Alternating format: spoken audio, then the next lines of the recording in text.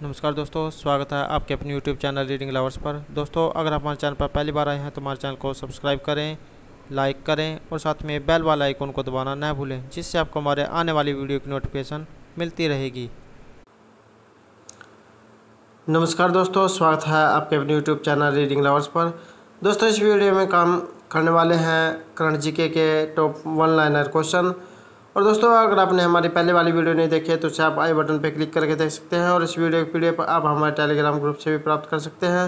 उसका लिंक आपको डिस्क्रिप्शन में मिल जाएगा, जो आप हमारे चैनल की जो प्लेलिस्ट है वहाँ पर जाकर अभी तक की जितनी वीडियो उन सभी को आप देख सकते हैं। और दोस्तों, इस वीडियो के अंत में हम कल वाले होमवर्क क्वेश्चन पर भी डिस्कस करेंगे, तो हमारे साथ अंत तक बने रहिएगा। और दोस्तों, ये जो क्वेश्चन है एग्जाम की दृष्टि से वेरी इंपॉर्टेंट क्वेश्चन है। तो हमारा फर्स्ट क्वेश्चन है, भारत को वर्ष 2020 की जो असमानता घटाने की प्रतिबद्धता सूचांक में 158 देशों में से किस स्थान पर रखा गया है। तो ये जो भारत है इसको 2020 में अब जो है असमानता घटाने की जो है प्रतिबद्धता सूचांक है, इसमें 158 जो देश थे इसमें इनके स्थान पर अब कौन से स्थान पर जो भारत को रखा गया है। तो 129वां स्थान पर जो भारत को रखा गया है, किसमें 158 देशों की अपेक्षा में। अगला क्वेश्चन है, हाल ही में देश की जो फाइनेंशियल एक्शन टास्क फोर्स है FATF को ग्रे लिस्ट में बरकरार रखा गया है, तो इसमें पाकिस्तान को जो बरकरार रखा गया है।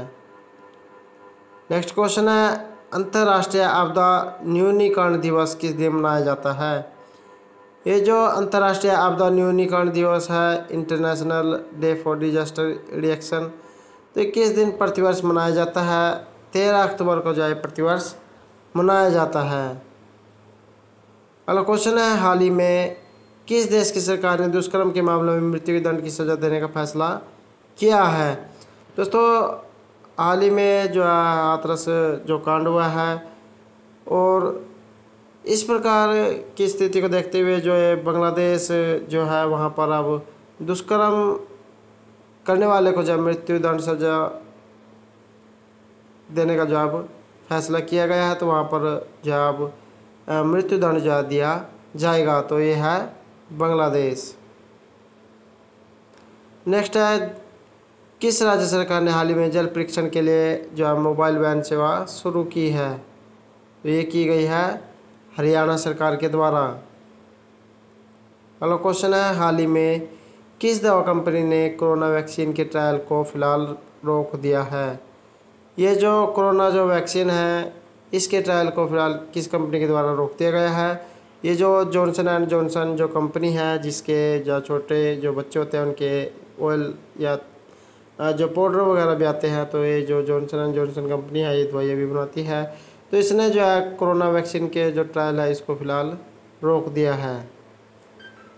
नेक्स्ट है, हाल ही में भारत और किस देश ने ग्रेटर माले कनेक्टिविटी परियोजना के क्रियान्वयन हेतु लगभग 2900 करोड़ रुपए के कर्ज के समझौते पर हस्ताक्षर किया है। तो ये हुए हैं मालदीव देश के साथ। अगला क्वेश्चन है, रक्षा मंत्री राजनाथ सिंह ने बॉर्डर रोड ऑर्गेनाइजेशन के द्वारा तैयार कितने पुलों को एक साथ उद्घाटन किया है। तो हमारे जो रक्षा मंत्री है राजनाथ सिंह, इन्होंने बॉर्डर ऑर्गेनाइजेशन के द्वारा तैयार कितने पुलों का उद्घाटन किया है। तो इनके द्वारा जो 44 पुलों का उद्घाटन किया गया है और एग्जाम की दृष्टि से ये भी जो है वेरी इंपॉर्टेंट क्वेश्चन रहेगा। नेक्स्ट क्वेश्चन है, विश्व बैंक की एक रिपोर्ट के अनुसार कोविड-19 के चलते लंबे समय तक स्कूल बंद रहने से किस देश को 400 अरब अमेरिकी डॉलर से अधिक का नुकसान हो सकता है। तो ये है भारत देश को जो है इतना बड़ा जो है नुकसान हो सकता है।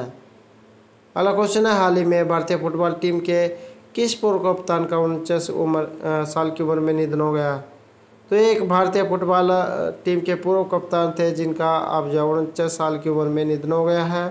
तो ये थे कार्ल्टन चैपमैन। अगला क्वेश्चन है, किस प्रौद्योगिकी कंपनी ने नई उम्र की तकनीकों में छात्रों को प्रशिक्षित करने के लिए ALCT के साथ भागीदार की है।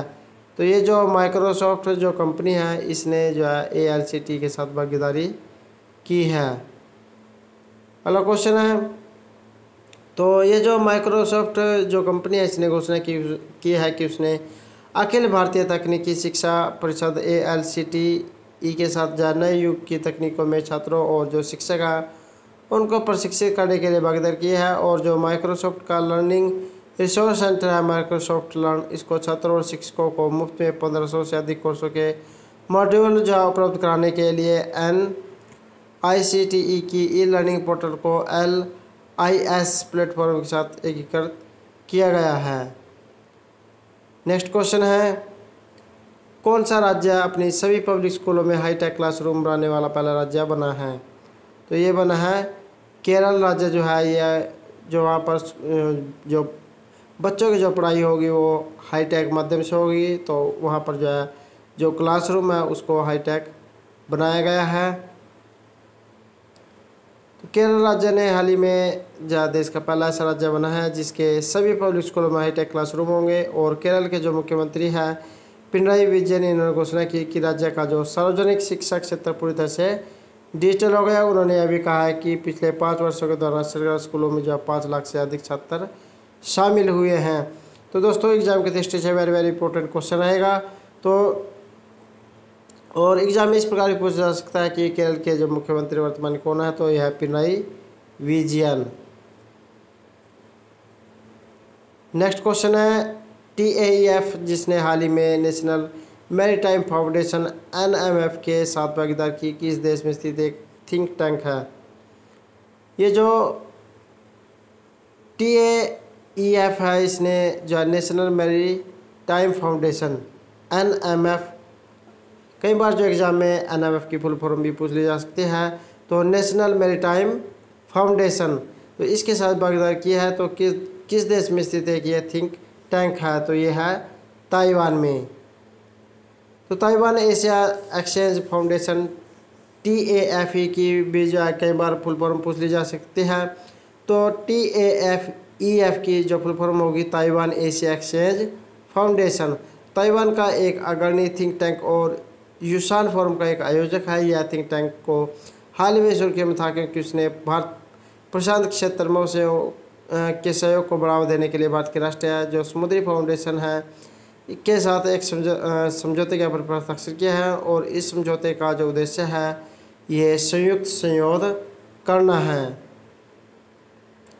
अगला क्वेश्चन है, केंद्र सरकार के द्वारा मांग को प्रोत्साहित करने के लिए ब्याज मुक्त त्योहार एडवांस की राशि कितनी है? तो ये होगी 1 लाख रुपए।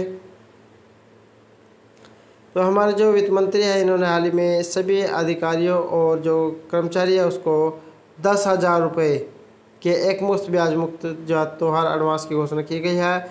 और केंद्र सरकार के कर्मचारियों के लिए जो छठा वेतन आयोग है से के बाद जो त्योहार एडवांस बंद कर दिया गया था, लेकिन तो एक मुश्त उपाय की घोषणा अर्थव्यवस्था में मांग बढ़ाने के लिए की गई है। और यह जो अग्रिम राशि है प्रीपेड रुपये कार्ड के रूप में दी जाएगी जिसे 31 मार्च 2021 तक खर्च किया जा सकता है। और इसके अलावा जो अवकाश यात्रा रियायत या LTC के बदले जो नगद वाउचर की भी घोषणा की गई है। तो दोस्तों ये थे हमारे जो आज के महत्वपूर्ण करंट अफेयर के क्वेश्चन।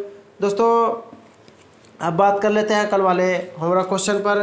तो हमारा क्वेश्चन था कि कौन व्यक्ति हाल ही में RBI के डिप्टी गवर्नर बने हैं? तो राइट आंसर था option B M Rajeshwar Rao. तो M राजेश्वर राव को जो है रिजर्व बैंक ऑफ इंडिया का जो डिप्टी गवर्नर है ये नियुक्त किया गया है। और फिलहाल में जो केंद्रीय बैंक के कार्यकारी निदेशक के रूप में कार्यरत है। और आपको बता दें कि जो राजेश्वर राव है इनकी नियुक्ति NS विश्वनाथन के स्थान पर की गई है। और भारतीय रिजर्व बैंक का अधिनियम 1934 के मुताबिक जो केंद्रीय बैंक में 4 जो डिप्टी गवर्नर है ये होते हैं। तो दोस्तों ये थे हमारे कल के होमवर्क क्वेश्चन से संबंधित कुछ महत्वपूर्ण जानकारी। अब दोस्तों हमारा आज का होमवर्क क्वेश्चन है, फिनलैंड ने किसे एक दिन के लिए प्रधानमंत्री बनाया है? ऑप्शन है एवामोटो, टीमिया बाबोस, क्रिस्टीना मुलादोनोविच या चार्ल्स मेक के। दोस्तों इस क्वेश्चन का आंसर आपको कमेंट बॉक्स में देना है। और आंसर के बारे में आपको जितने ज़्यादा पता उतना लिखा करें, क्योंकि जो चीज़ आप लिख देते हो वो जो लंबे समय तक आपके माइंड में रहती है। और दोस्तों अगर आपको हमारे क्वेश्चन अच्छे लगे तो हमारे चैनल को सब्सक्राइब कीजिएगा, लाइक कीजिएगा और ज़्यादा ग्रुपों में शेयर कीजिएगा। और दोस्तों हमारे साथ अंतर बनाने के लिए धन्यवाद।